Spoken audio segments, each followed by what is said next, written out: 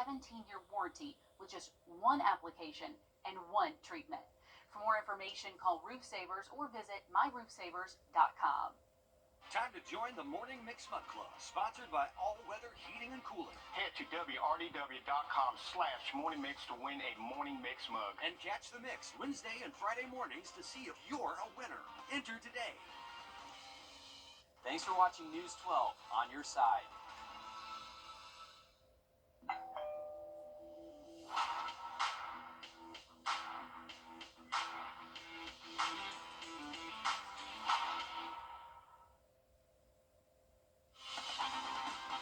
Live from Augusta, breaking news.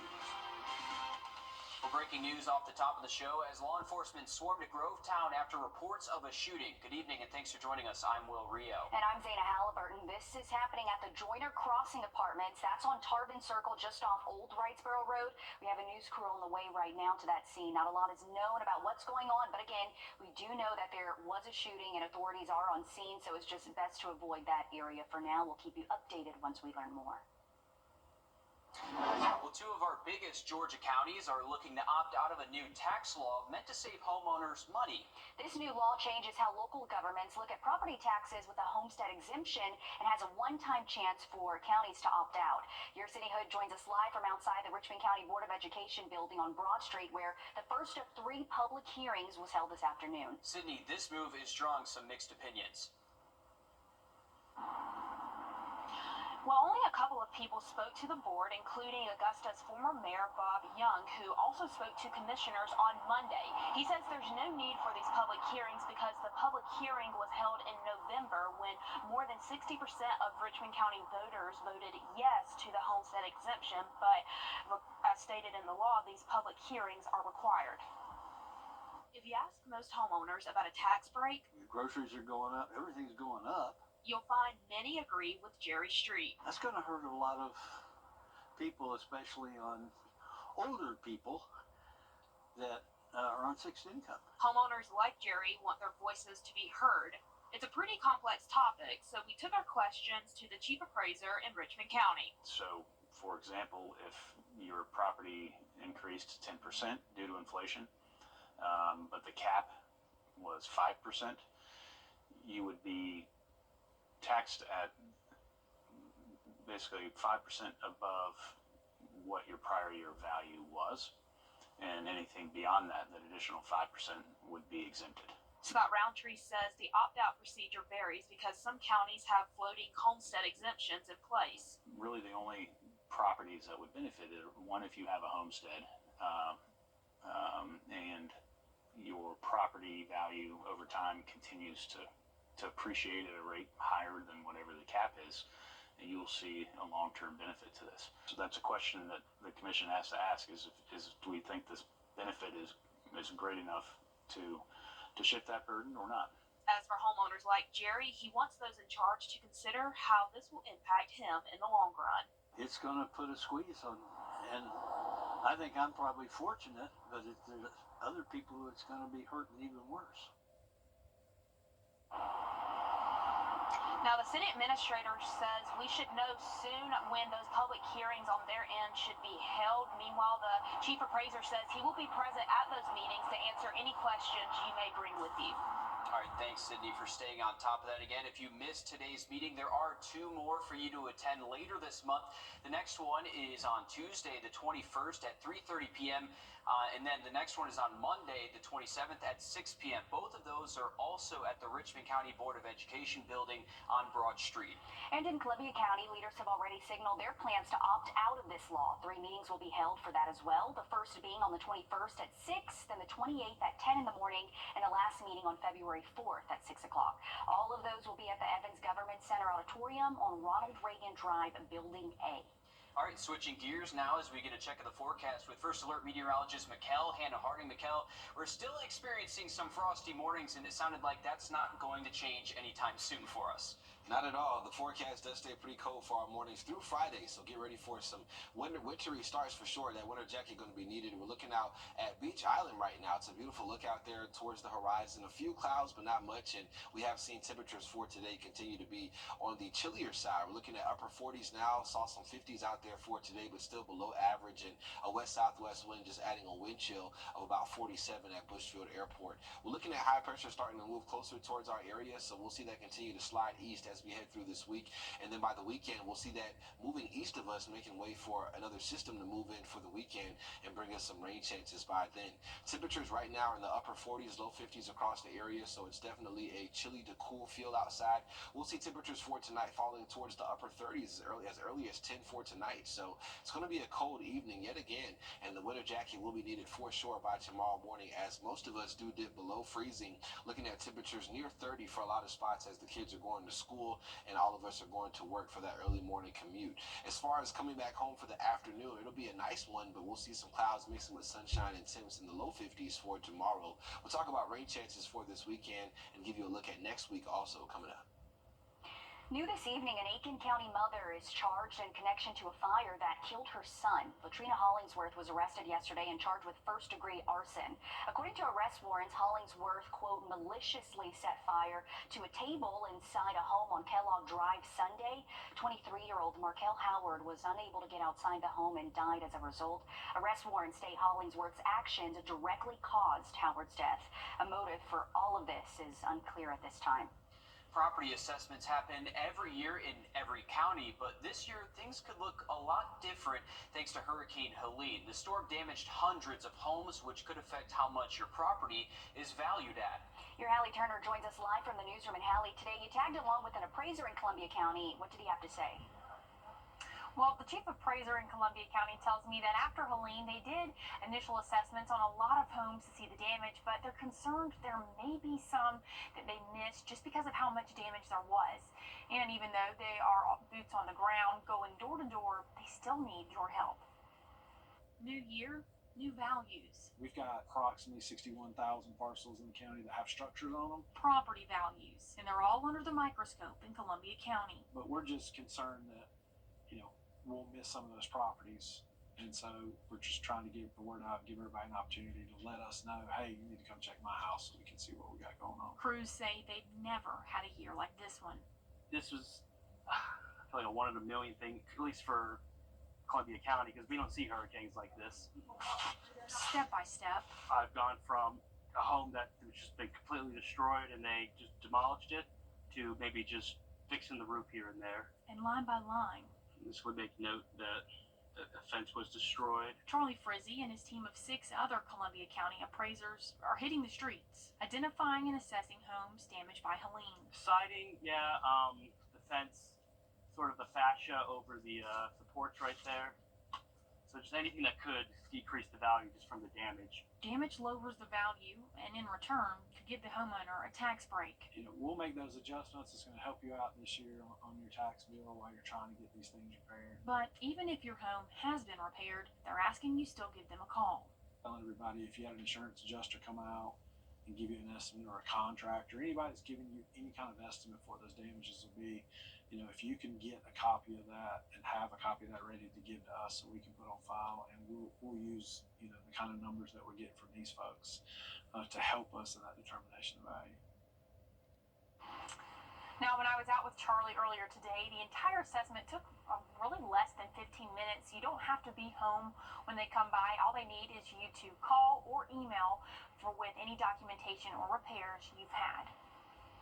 And if you haven't reported any damage at all, we will have a link to that on our website, WRDW.com, where you can reach out to them. They say the sooner, the better. Thanks, Hallie, for keeping us updated on that.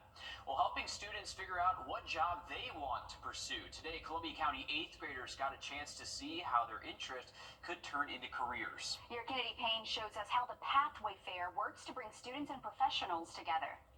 Thousands of 8th graders taking a glimpse into their future. It just exposes them to different things they may not have realized were options in high school. Dozens of directions. Culinary arts, automotive, health science, engineering, fine arts, and theater students, our band here, and all of those things have career opportunities for them and we just want students to see what that looks like. From first responders to high school seniors, paving a path for the next generation. Our goal is when students graduate from high school, they land in a career that they're going to enjoy. Some of those decisions begin with good information about what these different careers look like. 8th graders talking with seniors already enrolled in pathways, like Elijah Rodriguez. He interns with Columbia County Fleet Services through the school's work-based learning program. I didn't know automotive was an option until freshman orientation. I took it my freshman year, fell in love with it. Elijah says everyone's path looks different. There's always going to be a need for trades workers. A lot of kids don't think about that. There's nothing wrong with going to a trade school or just going straight into the workforce out of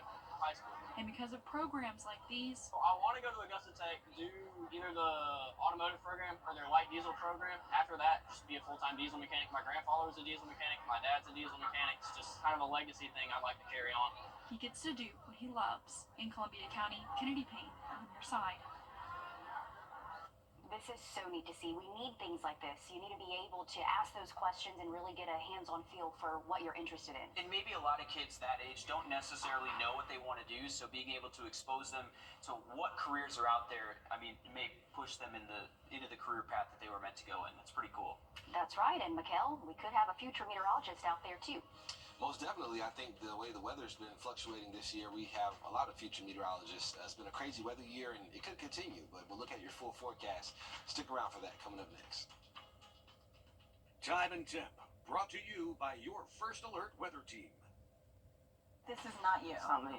Real people, real problems, real life solutions at nationalhottub.com.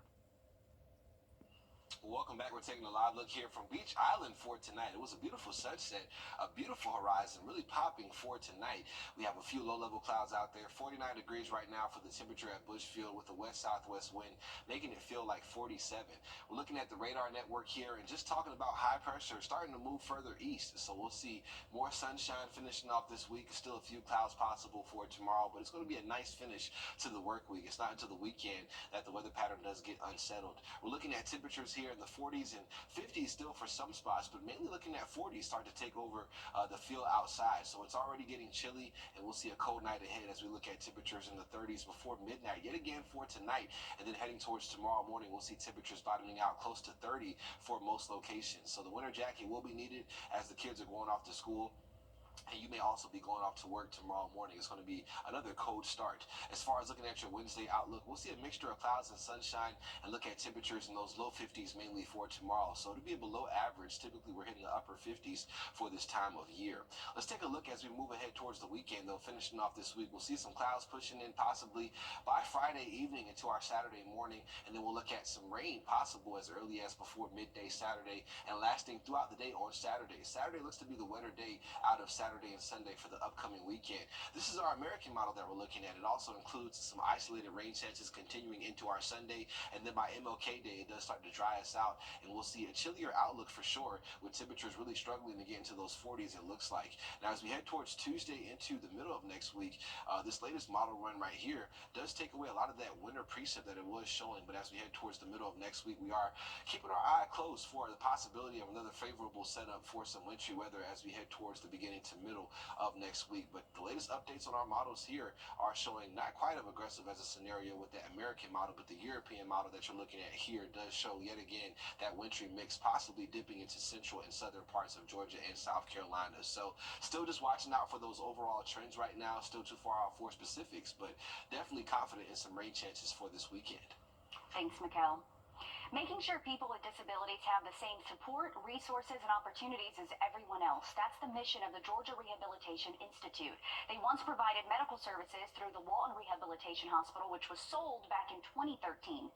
With the funds from the sale, GRI is finding solutions and supporting local groups with the same mission. It's a facility located on 13th Street with a strong message outside. Love where you live, Augusta. It's also a place you're sure to find something to love on the inside. The 523 Gallery is filled with artwork created by artists with disabilities. Each year we add to it, so we continue to populate the gallery with artwork done by various people throughout the state of Georgia. as well as local artists. Dennis Skelly is the CEO and president of the Georgia Rehabilitation Institute. He says the gallery is just one of several ways they support people with disabilities. The two things that always surface as top priorities are accessible housing and accessible transportation. And both of those are expensive endeavors. And so honestly, by partnering with organizations that are in that business or look to provide those kind of services, we find that we can do more. He says that's why they've partnered with the Augusta Transit to upgrade bus stops by adding ramps and sidewalks. Last year we selected 6 locations and we upgraded those bus stops to be fully accessible, and we're in the process of choosing 6 more this year. We really want to make Augusta a community for people with disabilities to live, work, and play. And they really are doing so much in our area. As for accessible housing, GRI is currently working with Augusta Housing and Community Development to renovate 6 homes as well as build a new duplex that will be fully accessible, a project I plan to follow once it gets going. Yeah, it's great to see so many of our local organizations working together for the greater good of Augusta. Definitely a place to check out too. You saw all that artwork. If you're interested, the 523 Gallery is open to the public Monday through Friday from 9 to 4 o'clock, and we have more information about GRI on our website. We're back after a quick break. First Alert Radar, powered by Jim Hudson Automotive Group. You've been in a serious boy and associate. On your sideline. For one wrestler at Midland Valley, stepping into the ring is something that she's never had to think twice about. It's where she wanted to be since she walked in the doors at Midland Valley. And now in her senior year, Elena Owenby is the first girl to let her all 4 years in the male-dominated sport. Her 3 cousins wrestled. She grew up around it, and she thought she'd give it a shot. Well, that would require her to mostly wrestle in the boys' 106-pound weight class. Girls wrestling was just growing just as she was, and Elena started as the only girl on the team. This year, they have 2. Her shoes now hang on the Wall of Fame at Midland Valley. It really does toughen you up because, you know, you're the smallest man in the room, and you're not always going to have an equal match. You're going to have people who are bigger than you, people who are stronger than you, but you got to be the big person. You got to be bigger than them. Both Owenby and her teammate Emma Lunsford won their weight class at the Rumble on the River. Owenby also placed first in the CSRA Championship. Okay, a shorter transfer portal window could be coming to college football. FBS coaches voted today during their American Football Coaches Association meeting to shrink down the current window to a 10-day period. This was in an effort to bring some structure to a system that many coaches believe is broken. The proposed window would run from January 2nd to the 12th and eliminate both this December and April periods. If it moves forward, this could start as soon as the 2025-2026 academic year. We've seen a lot of local kids take advantage of the transfer portal. Thank you for that, Alyssa. We're back in action. Our 3-degree guarantee sponsored by Tub Doctor. The forecast was 55, the actual high 57, so $50 donated yet again to January's charity, which is Prepare for Babies. We'll talk more about the forecast and more news coming up here as well. Stick around. Thanks for watching News 12 on your side. Don't miss Ashley's purchase, only at Ashley. We're continuing to follow breaking news. Earlier, we told you about a shooting in Grovetown. That's where your Kennedy Payne joins us live from Joyner Crossing Apartments there, where authorities are on scene. Kennedy, what can you tell us about what you're seeing there on scene? Yeah, sorry guys, I'm actually just going to give you a look at this. That's why you're not seeing me. I'm actually going to set this scene for you. We do have a lot of law enforcement out here. We have 1, 2, 3, 4, about 7 law enforcement officers that I can see right now.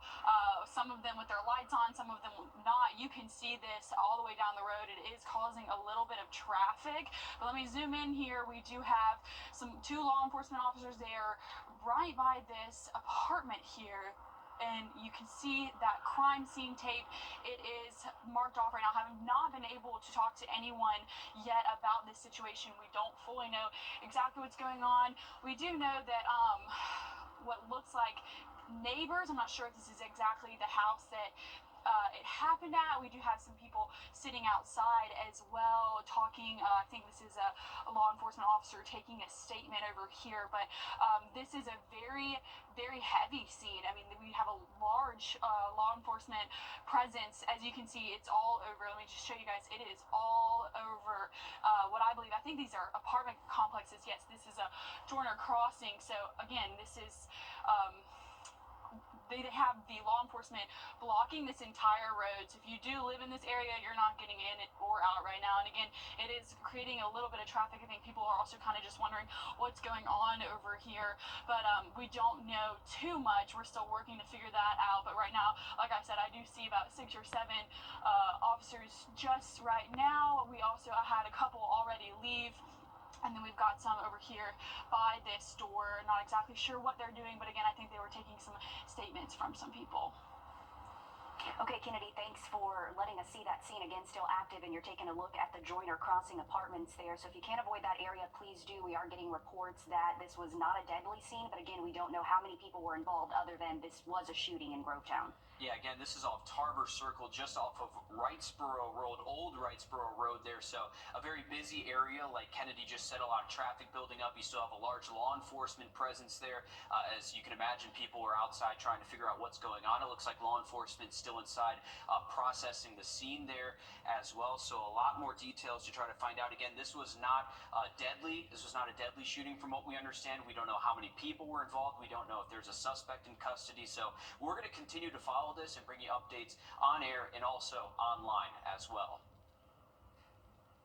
Well, thank y'all for that. We're looking at temperatures this evening. On the chilly side, yet again, near 50, we'll see temperatures move towards the upper 30s before midnight tonight. So wouldn't be a bad idea to have that winter jacket nearby for any plans you may have.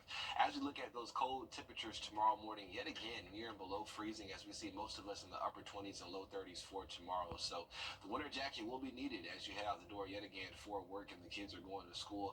It's going to be a cold one out there. We'll see a mixture of clouds and sunshine for the afternoon, looking at high temperatures in the 50s for tomorrow. So it's going to be still below average, but in those low to mid 50s as we look at temperatures for tomorrow.